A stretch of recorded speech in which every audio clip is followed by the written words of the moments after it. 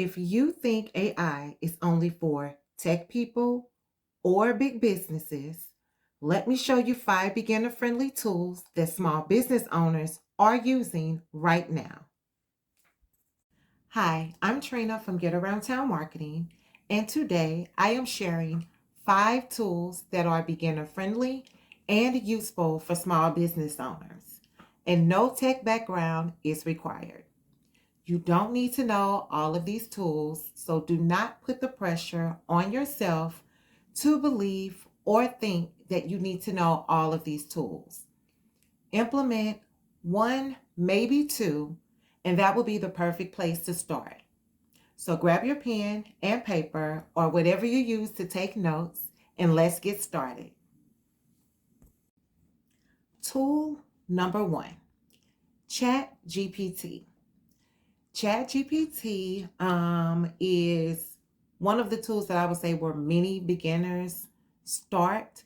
And I say that because at the time that I began using ChatGPT, um, it was my first time using AI, which was in 2023. I was attending a business conference out of state, and I learned about AI, the use of ChatGPT. So that is the reason why that was the first tool that I began using.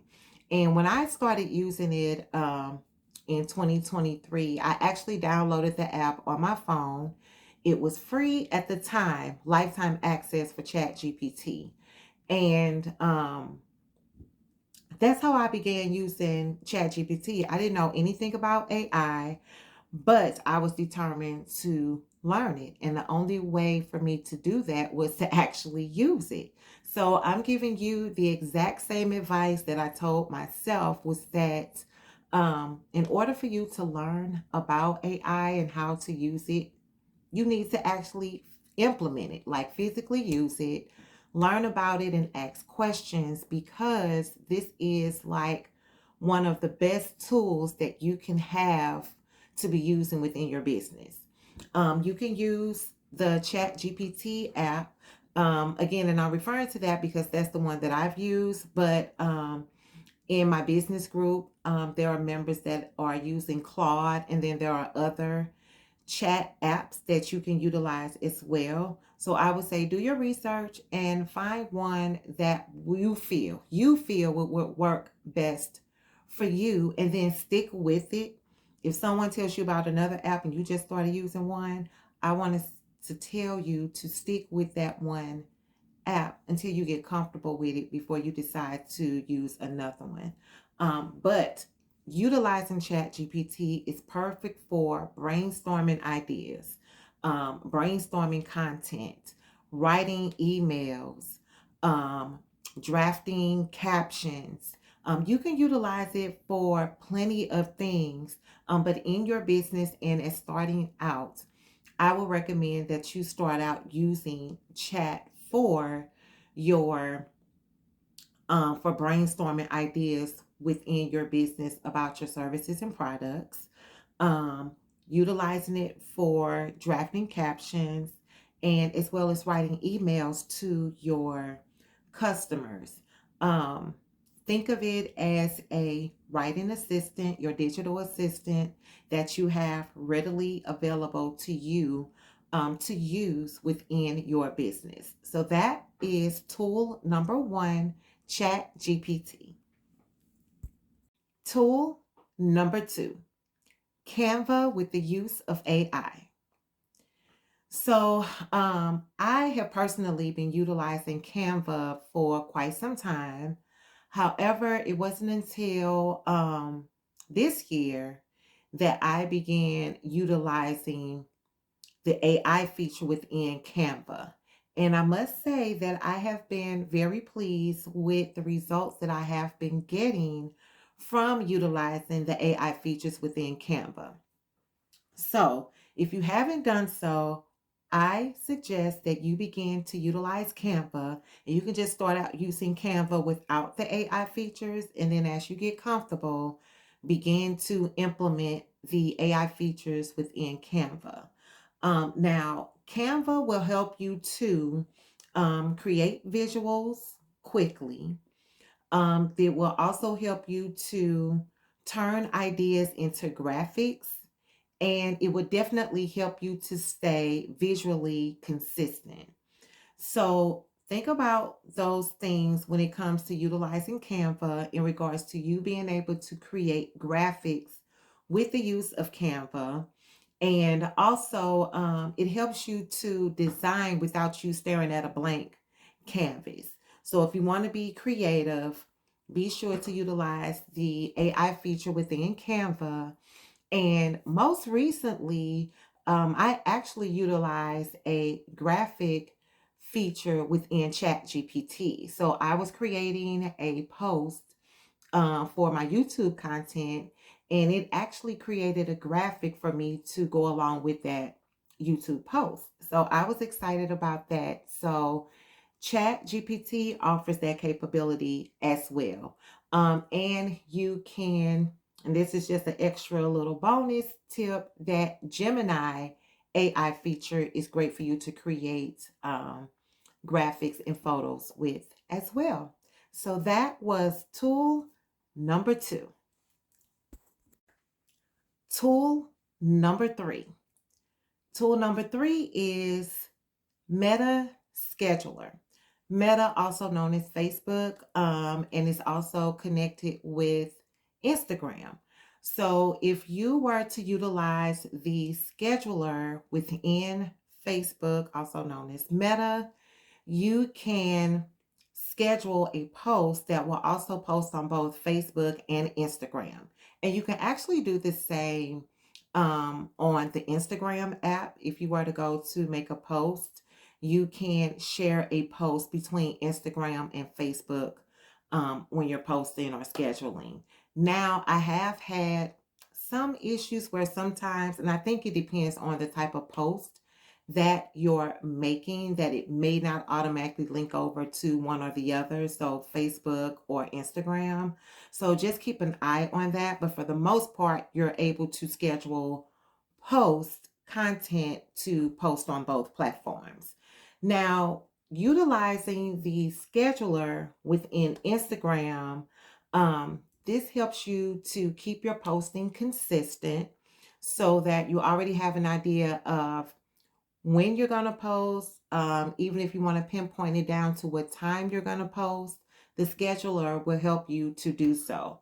Now, if you're not set on utilizing a scheduler yet, utilize some form of tool that will help you to be able to manage your posting content so that it does keep you on some type of schedule, whether you're posting once a week, twice a week, or even 3 times per week, which I recommend is sufficient to post a maximum of 3 times per week, being that you're strategic with your content and what it is that you're posting. So pretty much when it comes to scheduling, as I have been repeating, is that it does help you to stay consistent. There are other tools that are available outside of using the scheduler within Facebook or Instagram. But if you are using those platforms, that will be a great place to start. And then you can also do research to see what other platforms are available. And as I mentioned before, once you start using an app, stick with it long enough so that you can learn it, figure out what you like about it, what you don't like about it, before you decide to explore other options, because this will also give you the opportunity for a little comparison between what you're currently using and what you're kind of looking at to see what your other options are. So that was tool number 3. Tool number 4, CapCut, or a video editing tool. So these tools are perfect for helping you to edit your videos faster, adding captions, repurposing your content, and even perfect for creating short form videos from your long form videos. So you will basically take your long form videos and you would have those chopped up to create short form content. Um, this was one of my favorite tools that I started using when I first started my business. And I'm going to tell you, I have an Android phone. I'm team Android. I've been an Android phone user since forever.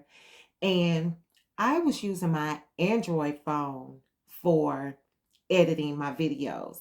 This is before I started using any type of other editing apps such as CapCut. Um, there was one called I'm gonna include it in the video because there were other free apps that I was using before I graduated to CapCut, which is where I am now. Um, However, you can use your phone to edit videos. If you're a beginner and you're just starting out, use your phone and see your creativity come out just from using your phone. And then also use CapCut. There is a free version that you can use CapCut. And then there are some other platforms, and I will be sure to include what the other apps were that I was using at the time of me starting out and learning how to edit videos. Um, but definitely don't be afraid to use your phone and try out other apps. And again, try an app, stick with it, figure out how to use it, learn how to use it, figure out what it is that you like about it, what you don't like about it, and if it's time for you to explore other options. So that was tool number 4. Tool number 5, Google Docs or Word. So AI will work best for you as long as you stay organized. At least try to stay organized, and as you go, you will begin to get a rhythm and figure things out.